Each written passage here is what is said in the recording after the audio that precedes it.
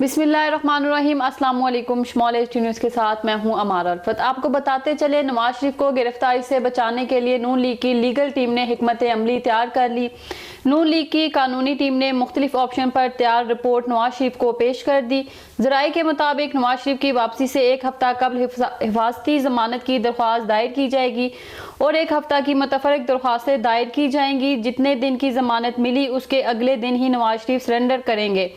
नून league की कानून team अदालत को यकीन दहानी करवाएगी कि नवाज शरीफ दोबारा नहीं भागेंगे और जेल जाएंगे। याद रहे कि नवाज शरीफ को 10 साल की सजा हुई थी, मगर तिबी बुनियादों पर 8 हफ्तों के लिए इलाज करवाने यूके चले गए थे और 4 साल से ज़ायद अरसे पर वापसी हो रही है। नवाज शरीफ को गिरफ्तारी से बचाने के लिए नून लीग की लीगल टीम ने हिकमत अमली तैयार कर ली। नून लीग की कानूनी टीम ने मुख्तलिफ ऑप्शन पर तैयार रिपोर्ट नवाज शरीफ को पेश कर दी। ज़राए के मुताबिक नवाज शरीफ की वापसी से एक हफ्ता कबल हिफाजती जमानत की दरख्वास्त दायर की जाएगी और एक हफ्ता की मुतफरक दरख्वास्तें दायर की जाएंगी। जितने दिन की जमानत मिली उसके अगले दिन ही नवाज शरीफ सरेंडर करेंगे।